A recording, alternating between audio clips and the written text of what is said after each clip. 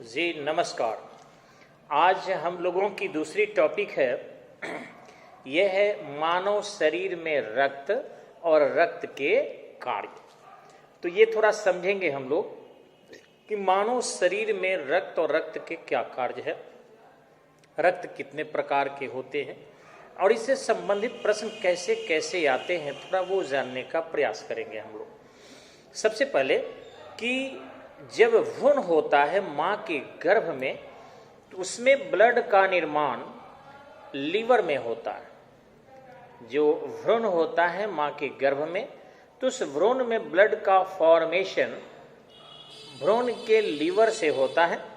हालांकि उसके भी पहले माँ से ही ब्लड का निर्माण हो जाता है, माँ से ही ब्लड मिलता है, लेकिन जब भ्रूण हो जाता है तो लीवर में ब्लड बनता है। और जैसे ही भ्रूण बड़ा हो जाता है या वो जन्म ले लेता है, तो बोन मैरो से ब्लड का निर्माण शुरू हो जाता है। अब आप देखे भी होंगे कि WBC ज़्यादा हो जाता है आदमी में, श्वेत रक्तकण ज़्यादा हो जाते हैं तो ब्लड कैंसर हो जाता है, यानी RBC की मात्रा कम होने लगती है। और वैसी स्थिति में जो है रेड बोन मैरो उनको चढ़ाया जाता है, यानी देना पड़ता है, यानी बोन मैरो ट्रांसप्लांट किया जाता है और ये बड़ा महंगा आता है, ध्यान रखिएगा। ऐसे बहुत सारे ट्रीटमेंट उनके हैं, लेकिन सबसे पहले हम आते हैं कि रक्त के क्या क्या कार्य है। ध्यान रखेंगे, रक्त का पहला कार्य सबसे बड़ा है, जो ऑक्सीजन को हमारे सभी ऊतकों तक पहुंचाना है।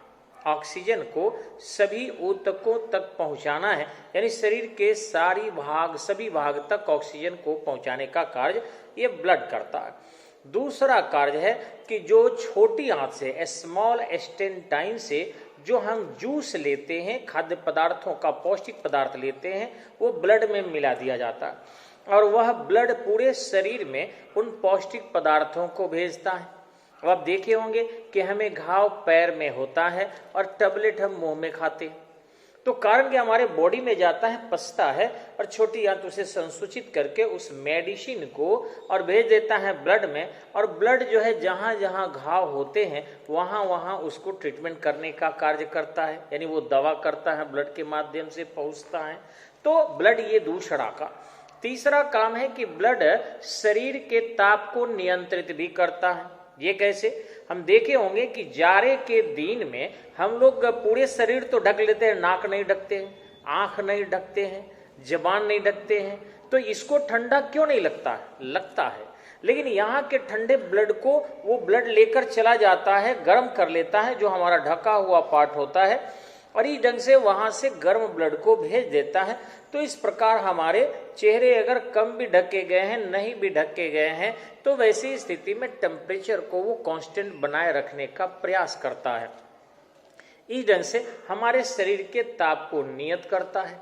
ध्यान रखेंगे, हमें ऊर्जा भी प्रदान करता है। अगर हमारे शरीर में RBC की मात्रा या WBC की मात्रा ठीक ठाक है तो रोगाणु भी प्रवेश नहीं करेंगे और साथ ही साथ हमारी स्टेमिना भी बनी रहेगी, हमारी सुपच्छता भी बनी रहेगी, कार्य दक्षता भी बनी रहेगी। तो ध्यान रखेंगे, RBC जो है बहुत महत्वपूर्ण भूमिका निभाता है शरीर को ऊर्जा प्रदान करने में, शरीर के ताप को नियंत्रित करने में, इसी ढंग से भोज्य पदार्थों को ऊतकों के निर्माण तक पहुंचाने में वगैरह। और WBC ये भी रक्त है, श्वेत रक्तकण जिसको हम बोलते हैं, ये आपके जीवाणुओं का भक्षण करता है। जब देखे होंगे में घाव फुंसी हो जाता है तो वहां जब पक जाता है और दाबते हैं तो पस निकलता है। वो पस क्या है? वो चारों तरफ से WBC उससे घेर लेता है और उसमें चूंकि केंद्रक होते हैं, WBC में केंद्रक होते हैं, वो केंद्रक फट जाता है और उसे मारने का प्रयास करता है उस कीड़े को, यानी रोगाणु को। और वैसी स्थिति में वहां स्टोर होते होते वही पस का रूप धारण कर लेता है, चूंकि डेथ कर जाता है। WBC का जीवन काल आपको पता है मात्र 3 से 5 दिन के बीच होता है, कई स्थानों पर 6 दिन भी लिखेगा, यानी आपको 3 से 5 दिन के बीच WBC स्वयं ही समाप्त हो जाता है।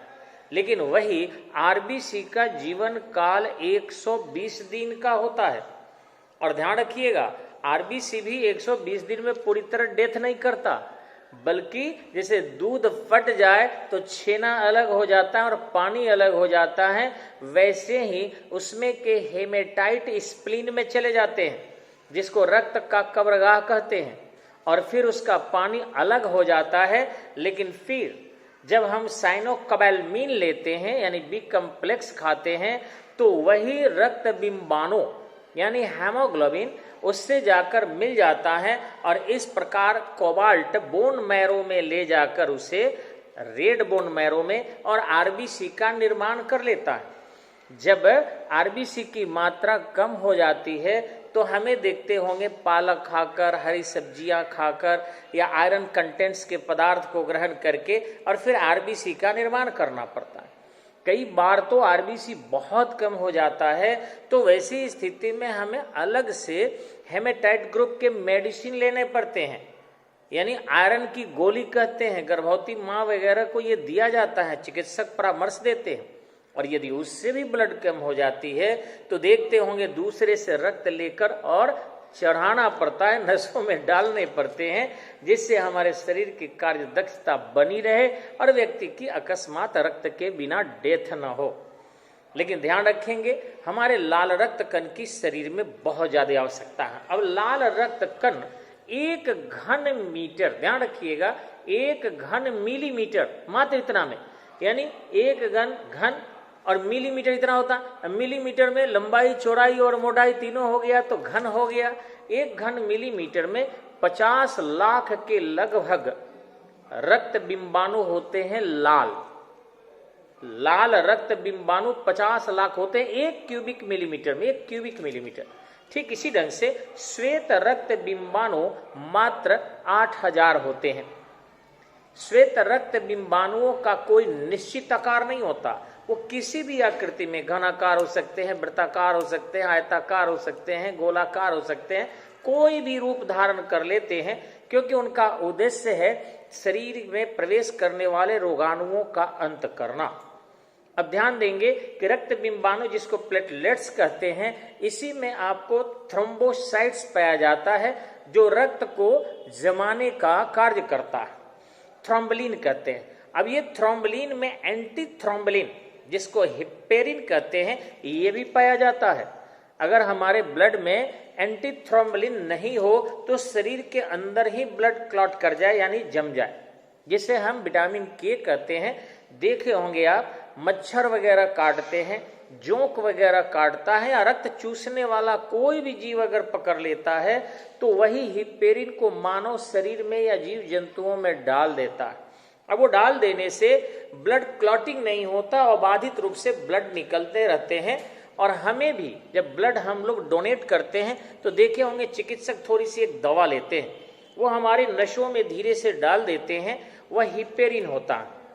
वो हिपेरिन ब्लड को जमने नहीं देता और फिर ब्लड जो है निकाला जाता है। कई बार उसके बावजूद भी ब्लड निकलने में बाधा आती है तो पुनः देखे होंगे प्रेशर डालकर खोला जाता है या फिर हिपेरिन डाल दिया जाता है और वैसी स्थिति में अबाधित ब्लड निकलने रहते हैं। जोंक वगैरह में हिपेरिन होता है, मच्छर में होता है। देखिएगा मच्छर जहां कटता है वहां विष बिसाता नहीं, जस्ट बगल में विष बिसाता है, क्योंकि वहां वो हिपेरिन जब काटेगा उस समय होगा, काटने लगेगा नहीं होगा, पीकर बहुत बड़ा बड़ा हो जाता है। आप देखते हैं और कहते हैं बाप रे बाप, खून पीने से नहीं घबराते हैं, रोगाणु से घबराते हैं। तो ये चीजें होती है। अब रहा कि इस ब्लड में सोडियम क्लोराइड की यदि मात्रा रहती है तो परासरण दबाव नियंत्रित रहता है, और यदि सोडियम क्लोराइड की मात्रा कम हो जाती है तो परासरण दबाव कम हो जाते हैं, और वैसी स्थिति में या तो लो बीपी हो जाता है या हाई बीपी होने की संभावना हो जाती है। हालांकि लो बीपी और हाई बीपी के लिए उत्तरदायी केवल सोडियम क्लोराइड ही नहीं है, लेकिन एक कारण जो परासरण दबाव को नियंत्रित रखता है, इसमें सोडियम क्लोराइड की भी उतना ही आवश्यकता है। ध्यान रखेंगे, प्रयोग मत कीजिएगा आप लोग। यदि किसी को बहुत नींद आते हैं, थोड़ी सी नमक वो अगर अधिक खा ले तो नींद कम आने लगते हैं।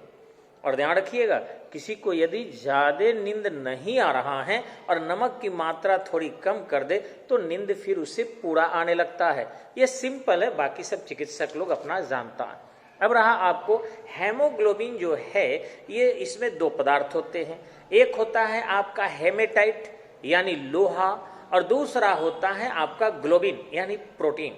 और प्रोटीन आपको पता होगा कि 22 एमिनो एसिड से मिलकर बनता है, जिसमें 12 एमिनो एसिड्स हम ग्रहण करते हैं और बाकी 10 एमिनो एसिड शरीर स्वयं बनाता है। रक्त का जो मानव शरीर में जमना है, ये ध्यान रखेंगे कि वायु के संपर्क में आते ही आपका फिलोक्विनोन यानी विटामिन के जो है, यह तुरंत ही वहां एक जाली बना देता है और इस प्रकार थ्रोम्बोकाइनेस जो मुक्त होता है वो ब्लड को जमा देता है। वह थ्रोम्बोकाइनेस जो है ये हमारे ब्लड में भी रहता है और लीवर में बड़े पैमाने पर स्टॉक रहता है। यह बड़ी आंत में उपस्थित उदा एक कोलाई नामक जीवाणु जब हम अनाज वगैरह खाते हैं और अनपचे भोजन को पचाने का काम करते हैं, उस दौरान वे विटामिन के का निर्माण भी करते हैं और हमारे लीवर में वह स्टोर हो जाता है। अब ध्यान रखेंगे कि मानव शरीर के ब्लड को सामान्यतः 4 भागों में बांटा गया है। एक ए बी ए बी और ओ, ए बी ए बी और ओ, ये 4 भागों में 4 नामों से बांटा गया है। हालांकि उसका कलर वगैरह सब कुछ सेम होता है, लेकिन यदि उसे रिहिशस नामक बंदर के जो लक्षण है, RH फैक्टर जिसको कहते हैं, उस आधार पर यदि ब्लड को बांटा जाए तो फिर 8 हो जाएंगे। A plus A minus, B plus B minus, AB plus AB minus, O plus O minus. लेकिन ये RH फैक्टर हम बाद में बताएंगे आपको। सबसे पहले ये 4 प्रकार के जो ब्लड होते हैं, इनमें O ग्रुप का ब्लड सभी को दिया जा सकता है। O ग्रुप का ब्लड सभी को दिया जा सकता है, इसलिए इसे यूनिवर्सल डोनर कहते हैं, सार्वत्रिक दाता। यानी ये अपना ब्लड सभी को दे सकता है और उस ब्लड को सभी ले सकते हैं, प्रयोग कर सकते हैं। ठीक इसी ढंग से AB को यूनिवर्सल रिसिपेंट कहते हैं, यानी सार्वत्रिक अदाता, यानी सबको देगा नहीं बल्कि सबसे लेगा AB। तो इस तरीके से AB को यदि A ग्रुप दिया जाए, B ग्रुप दिया जाए, AB ग्रुप दिया जाए और O दिया जाए, सभी के ब्लड को वो एक्सेप्ट कर सकता है। लेकिन वैज्ञानिकों ने देखा, अनुसंधान जैसे जैसे बढ़ते हैं, खोजे जैसे जैसे बढ़ती है, वैसे वैसे जो है देखा जाता है क्या प्रभाव पड़ रहा है। वैज्ञानिकों ने देखा कि किसी व्यक्ति को अगर सेम ब्लड भी दिया गया तो पहला बार तो स्वीकार कर लिया, वह ठीक ठाक रहा, लेकिन दूसरे बार वही ब्लड देने से डेथ कर गया। अब इसकी जांच हुई तो पता चला अफ्रीका में एक रिहिशस बंदर है और उसी बंदर से यह जो है RH फैक्टर निकला था। अगर RH माइनस वाले को RH प्लस ब्लड दिया जाए तो पहला बार में वो एक्सेप्ट कर सकता है, हानि नहीं होगा, लेकिन दोबारा दिया गया तो डेथ कर गया। वैसी स्थिति में अब जो ब्लड दिया जाता है वह न केवल blood group A, B, AB और O जांच कर बल्कि RH फैक्टर की भी जांच की जाती है। साथ ही साथ अब तो खैर बहुत जांच हो रहा है, ये देखा जा रहा है उसको एड्स है कि नहीं है, उसको हेपेटाइटिस B है कि नहीं है, क्योंकि ये भी होने की संभावना ब्लड से ज़्यादा होती है। हेपेटाइटिस B हो या एड्स हो, अगर बिना जांच के किसी को दे दिया जाए तो ये फैलने की संभावना बहुत बढ़ जाती है। अब थोड़ा सा हम चर्चा करेंगे कि मानव शरीर में जो A, B, AB और O रक्त समूह होते हैं उसमें एंटीजन भी पाया जाता है। अब ध्यान रखेंगे कि A ब्लड ग्रुप के लोगों में एंटीजन A होगा, B ग्रुप के लोगों में एंटीजन B होगा, AB ग्रुप के लोगों में एंटीजन A और B दोनों होगा और O ग्रुप के लोगों में एंटीजन कोई नहीं होगा। यानी ठीक इसी ढंग से अगर एंटीबॉडीज उनका हम लोग देखें तो वैसी स्थिति में ये भी प्रभाव डालता है। जैसे यदि ये ग्रुप को देखें तो एंटीबॉडीज उसमें B हो जाएगा, B ग्रुप को देखें तो उसमें एंटीबॉडीज जो है A हो जाएगा। अगर AB ग्रुप के ब्लड को देखें तो एंटीबॉडीज उसमें A कोई नहीं होगा, ए बी में एंटीबॉडीज कोई नहीं होता है, और यदि ओ ग्रुप में देखें हम तो ए और बी दोनों एंटीबॉडीज के रूप में काम करते हैं। अब रहा कि किस माता पिता का संतान में कौन सा ब्लड ग्रुप होगा, ये बार बार प्रश्न आता है और ये समझ के साथ आपको बनाना होगा। किताब में तो सब लिखता है, लेकिन मैं थोड़ा सा आपको समझाने का प्रयास कर रहा हूं, उसे सुनेंगे केवल, ध्यान रखेंगे। अगर सेम ब्लड ग्रुप के माता पिता होंगे तो ओ ग्रुप का संतान होगा या उन्हीं में से किसी एक का होगा, वो तो दोनों सेम ही है। जैसे यदि ए और ए ग्रुप के हैं तो संतान ओ और ए होगा, माता पिता ए और ए ग्रुप के हैं तो संतान ओ और ए होगा। समझ गए? पहला, अगर माता पिता ए प्लस है दोनों तो संतान भी ओ और ए प्लस ही होगा, ये भी फिक्स है। यदि बी और बी होंगे तो संतान में ओ और बी होगा। ठीक इसी ढंग से ए और बी यदि होंगे, यानी ए बी और ए बी होंगे माता पिता, तो उसमें ए भी संतान होगा, बी भी संतान होगा और ए बी भी संतान होगा। ठीक इसी ढंग से आपका अगर ओ और ए हुआ माता पिता का ब्लड ग्रुप तो संतान में भी जो होगा ओ और ए होगा। ठीक इसी ढंग से ओ और बी यदि माता पिता का ब्लड ग्रुप हुआ तो संतान में भी ओ और बी होगा।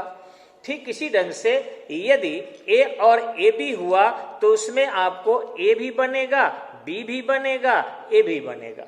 यानी एकमात्र कंडीशन आपको बता दें जिसमें माता पिता का ब्लड ग्रुप यदि ओ है तो वैसी स्थिति में किसी भी स्थिति में संतान ओ ही ग्रुप का होगा। अगर माता और पिता दोनों के ओ है तो केवल ओ होगा, दूसरा होने की कोई संभावना नहीं है।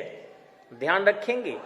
तो कई बार ये ब्लड ग्रुप जो है माता पिता दोनों से प्रभाव में आता है और इस ढंग से कौन से गुण आ गए हैं ये आपके इस चार्ट से समझा जा सकता है और प्रतियोगिता परीक्षा में ये बराबर ही पूछता है। अब रहा कि सवाल आपके प्रतियोगिता परीक्षा में ये भी आता है कि मानव शरीर में ब्लड कितना होता है। तो ध्यान रखिएगा, इसका उत्तर सीधा सीधा है कि मानव शरीर में किसी भी स्थिति में ब्लड जो है 5 से 6 लीटर के बीच ही होता है। 5 से 6 लीटर से ब्लड ज्यादा नहीं हो पाता है और ध्यान रखिएगा उसी के बीच होगा। अब रहा कि हेमोग्लोबिन की प्रतिशत देखी जाती है।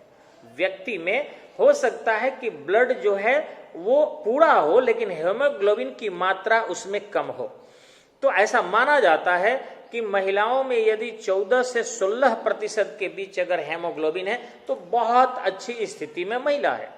लेकिन यदि 12% से हेमेटाइट की मात्रा कम हो जाती है, लोहे की मात्रा कम हो जाती है, तो माना जाता है कि महिला में हेमोग्लोबिन की मात्रा कम है।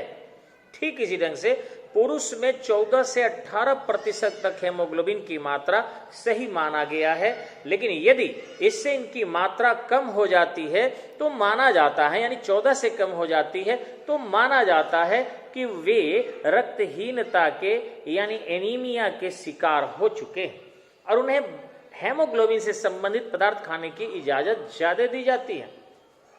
अब थोड़ा सा हम ध्यान देंगे कि ये जो लाल रक्त कण होते हैं, ये लाल रक्त कण मनुष्य के शरीर में मैग्नेट से आकर्षित होते हैं और पंजाब की बहुत सारी महिलाएं अपने सुंदरता के लिए बाल उगाने के लिए प्रयास करती है।